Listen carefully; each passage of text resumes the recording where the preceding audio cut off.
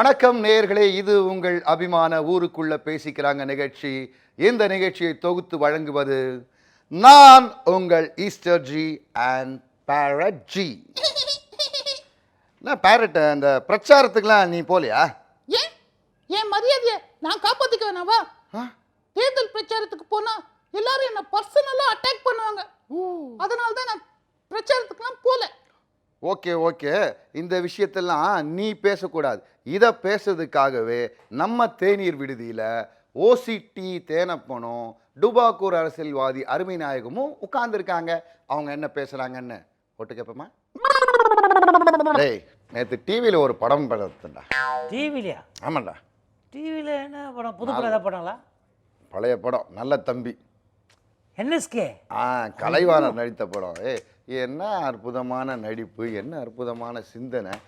ஒரு விஷயம்டா பார்த்துக்கோ, இந்த தமிழ் திரையுலகத்தில் தான் வேறு எந்த திரையுலகத்துலையும் இல்லாத மாதிரி ஜாம்பவான் நகைச்சுவை நடிகர்கள்லாம் இருக்காங்க. சின்ன டவுட்டு. இன்னைக்கு நீ வந்து என்ன நம்ம சப்ஜெக்ட்லேருந்து மாரி வேறு ஏதோ சப்ஜெக்ட் இல்லைடா. எனக்கு அந்த கலைவாணர்லாம் எவ்வளோ பெரிய நடிகர். சுதந்திர போராட்டத்துக்காக நாடகம்லாம் போட்டு வர்றா, பிரிட்டிஷ்காரங்கிட்ட அடி வாங்கினவர். அப்படி அரசியலை கொண்டுறது உள்ள. ஆமாம் என்ன ஐயோ. ஆனால் ஒரு விஷயம் தெரியுமா, அப்போ கூட அவர் இந்திய நாட்டுக்கு சுதந்திரம் கிடைக்கணுன்றதுக்காக எல்லாம் கொள்கை ரீதியாக ஃபைட் பண்ணாரே தவிர யாரையும் தரக்குறைவாக பேசலை. அதுக்கப்புறம் ஐயா வி.கே. ராமசாமி இருக்காங்கல்ல, அவர் நிஜமாகவே பெருந்தலைவர் காமராஜன் தொண்டனாவே கடைசி வரைக்கும் வாழ்ந்தார். பக்தன். ஆனால் அவரும் யாரையும் தரக்குறைவாக பேசுனதே கிடையாது. அதாவது மற்ற கட்சிக்காரங்க யாரையும் அவர் தரக்குறைவாக பேசுறதுல எல்லாருமே அவர் ஃப்ரெண்ட்ஸு. இல்லையே, நான் நகைச்சுவை நடிகர்களை பற்றி பேசிட்டு வரேன். கலைவாணர், காளியன் ரத்னம், டொனால்ட் தங்கவேலு, டிஎஸ் பாலையா அவர்கள். அதுக்கப்புறமா நீ ஏதோ குறுக்க தரக்குறைவு என்ன தரக்குறைவு? இப்போ நான் என்ன சொல்கிறேன்னா, இப்போ எல்லாருமே எலெக்ஷனுக்கு பிரச்சாரம் பண்ண போகிறாங்க. இந்த நகைச்சுவை நடிகர்கள்லாம், அது எல்லாம் நகைச்சுவை நடிகர்கள் மட்டும் இல்லை, அந்த கட்சியை சார்ந்த கொள்கை ரீதியாக ஒரு கட்சி மேலே பிடிப்பு இருக்கிறவங்க, அந்த கட்சியால் ஈர்க்கப்பட்டவர்கள், இல்லை அந்த கட்சி தலைவர்கள் மேலே இருக்கிற பர்சனல் அபிமானம், இதுக்காக நிறைய பேர் வந்து ஒரு எலெக்ஷன் வரும்போது அந்த கட்சிக்கு பிரச்சாரம் பண்ண போகிறது நல்ல விஷயம்தான். நல்ல விஷயம். அதே மாதிரி நடிகர்களும் அந்தந்த எலெக்ஷன் வர நேரத்தில் சில நடிகர்கள் அவங்களுக்கு கொள்கை ரீதியாகவே இந்த கட்சியை சார்ந்தவனான்னு பிரச்சாரம் பண்ண போகிறாங்க. சில நடிகர்கள் அந்த கட்சியில் இருக்கிற தலைவர்கள் மேலே இருக்கிற அபிமானத்தால் பிரச்சாரம் பண்ண போகிறாங்க. சில நடிகர்கள் அந்த நேரத்தில் இவ்வளோ மீட்டிங் பேசினா இவ்வளோ அமௌண்ட் வரும்ன்ற பணத்துக்காக பேசிட்டு போட்டோம். பாவம், இந்த நேரத்தில் சம்பாதிச்சா தான் உண்டு. ஆமாம். எனக்கு என்ன வருத்தம்னா, இப்போது நம்ம நாடக உலகின் சூப்பர் ஸ்டார் காமெடி கிங் இருக்காரு. ஆமாம். அவரும் கொள்கை ரீதியாக கட்சியில் சட்டமன்ற உறுப்பினராகவே இருந்தவர். அவர் வந்து ஒரு டிபேட்டில் கலந்துக்கிறாரு. எல்லா கட்சியுடைய கொள்கைகளையும் அவர்கள் செய்கிற இதையும் விமர்சிக்கிறாரு, கடுமையாக விமர்சிப்பார். ஆனால் நீங்கள் பார்த்தேன்னா யாரையும் பர்சனலாக அவர் தரக்குறைவாக இன்ன வரைக்கும் பேசுறது இல்லை. இன்னொன்று, எல்லார் வீட்டு ஃபங்க்ஷனுக்கும் போவார், எல்லாருக்குமே அவர் ஃப்ரெண்டு. ஆமாம், பெரிய கட்சிகளோட மூத்த தலைவர்கள்ட்ட நேரடியாக பேசுகிற அளவுக்கு அவர். இவர் வந்து ஒரு உதாரணம் தான். இது மாதிரி எவ்வளவோ அரசியல் தலைவர்கள் இருக்காங்க, நடிகர்களும் இருக்காங்க, அரசியல் தலைவர்களும் இருக்காங்க. கண்டிப்பாக கொள்கை ரீதியாக வித்தியாசம். ஆனால் ஃபங்க்ஷன் வந்துச்சுன்னா அண்ணன் தம்பி மாதிரி அந்த மாதிரி ஒன்றுக்குள்ள ஒன்றா அன்பாக பழகிறது. ஆனால் சமீப காலமாக இந்த எலெக்ஷனுக்குன்னு இந்த காசுக்காகன்ட்டு இந்த கட்சிக்கு பிரச்சாரம் பண்ண போகிற சில நகைச்சுவை நடிகர்கள் வயசு வித்தியாசம் கூட பார்க்காம, கொஞ்சம் கூட அரசியல் அறிவும் இல்லாமல், யார் என்ன தராதரன்னு கூட தெரியாமல் வாய்க்கு வந்தபடி கண்டமேனிக்கு தரக்குறைவாக பேசுகிறாங்களே, இது வந்து ரொம்ப கேவலமாக இருக்குன்றாங்க. நான் கூட ஒரு மீட்டிங் போயிருந்தேன்ல பேசுறதுக்காக. நீயா? நீ போட்ட வாய் கொளருமே. மைக்கில் பேச போலடா, மீட்டிங்கில் நம்ம ஃப்ரெண்டு உட்காந்துருந்தா அவன் கூட கொஞ்ச நேரம் பேசிட்டு போகிறான். போனால் அந்த மீட்டிங்கில் நகைச்சுவை நடிகை சின்ன பொண்ணு ஒன்று அழகாக இருக்கும், நல்ல நகைச்சுவை நடிகை. படங்களில் கூட 1-2 படங்களில் கூட பெரிய கேரக்டர்லாம் பண்ணி கட்சியில் கூட இருக்கிறாங்க போல. கட்சியில் கூட இருக்கிறாங்க.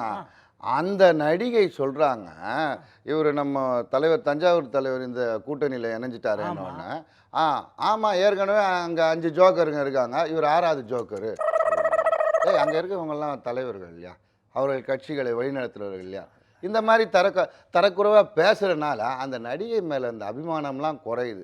இந்த 5 வருஷத்துக்கு ஒரு தடவை வர இந்த தேர்தல் விளையாட்டுனால அதுக்கப்புறம் நீங்கள் மீதி இருக்க நாள் ஏற்கனவே ஒருத்தர் பட்ட பாடி தெரியுது இல்லை, எல்லாருக்கும் தெரிஞ்ச விஷயம் தானே அது. இப்போ அவர் எவ்வளோ சைலண்டாக இருக்கிறாரு. இப்போ இன்னொரு காமெடி நடிகர் இருக்கிறாரு, சின்ன கலைவாணர் எல்லாம் சொல்கிறாங்க. அவர் சொசைட்டிக்கு சோஷியல் ரிஃபார்ம் எவ்வளோ விஷயம் மரம் நடுறாரு, ஒரு ஜனாதிபதிக்கு நெருக்கமான நண்பராக இருக்கிற அளவுக்கு எவ்வளோ நல்ல விஷயங்கள்லாம் பண்ணுறாங்க. அந்த மாதிரி வந்துட்டு போங்களேன். சரி, ரொம்ப சீரியஸாக பேசுறியா? இதிலிருந்து தாங்கள் கூற வரும் கருத்து? அதாவது இந்த தேர்தல் நடக்கிற காலத்தில் தயவு செய்து யாராக இருந்தாலுமே ஒரு கட்சியுடைய கோட்பாடுகளையும் கொள்கைகளையும் அவர் செய்த தவறுகளையும் சுட்டி காட்டுங்க. தனிநபரை வசைப்பாடுறது வேண்டாம் அப்படின்னு ஊருக்குள்ளே பேசிக்கிறாங்க. ஊருக்குள்ளே பேசிக்கிறாங்களா? ஆமாம். டேய், அறிவு கட்டவனே. இந்த நகைச்சுவை நடிகர்கள் ஏதோ காசுக்கு ஆசைப்பட்டு பெரிய பெரிய தலைவர்கள்லாம் கொள்கையெல்லாம் இல்லாமல் இஷ்டத்துக்கு பேசுகிறாங்க. ஆனால் ஒரு தலைவர் இப்படி நடக்கலாமா? தலைவரா? தலைவர் இப்படி நடக்கலாமா? அது ஏதோ ஒரு 3 நாள் முன்னால் நடந்துச்சு, அந்த விஷயம் தான் மன்னி போட்டு கேட்டாரு. ஏய், ஒரு மேடையில் பொதுக்கூட்டத்தில் கிங்கு என்ன பண்ணுறார்? என்ன பண்ணாரு? இப்போ நல்லா தெளிவாக பேசுகிறாரு சொல்கிறாங்களே. மறுபடியும் ஆரம்பிச்சிட்டாரு. இது வரைக்கும் ஒருத்தர் காமெடி பண்ணியிருந்தார் கூட்டணியில், அவருக்கு ரெஸ்ட் கொடுத்துட்டு இவர் பண்ண ஆரம்பிச்சிருக்கார். ஐயோ, என்னதான் இருந்தாலும் எதிரியாகவே இருந்தாலும் நமக்கு முதலமைச்சர், அவங்க ஒரு பெரிய கட்சியின் தலைவர், அவர்களைப் போல மேடையில் நடந்து காட்டுறதா அவங்க வேலை? பதிலுக்கு அப்புறம் அவங்க இவர் மாதிரி பேசி காட்டுவாங்க, அதெல்லாம் தேவையில்லாத. எதற்கா? அதாவது நம்ம ஏற்கனவே வந்து மாம்பழத்தில் இருக்க சின்ன மருத்துவர் ஐயா வந்து இந்த மாதிரி இவங்களால நடக்க முடியாது, இவரால் எந்திரிக்க முடியாது, இவரால் நிறைய நிற்க முடியாது, அவங்களுடைய உடல் இது வந்து நல்ல குறைவெல்லாம் சுட்டி காட்டி ஊருக்குள்ள ஒரு மாதிரி பேசிக்கினாங்க. ஊருக்குள்ளேயும் பேசிக்கினாங்க, நம்மளும் பேசிக்கணும், அதுக்கு ரியாக்ஷனும் வந்தது எனக்கு. ஆமா. ஆனால் இப்போ நான் கடுமையாக சொல்கிறேன், தயவு செய்து இந்த மாதிரி கடுமையாக சொல்றியா, தயவு செஞ்சு கெஞ்சிரியா?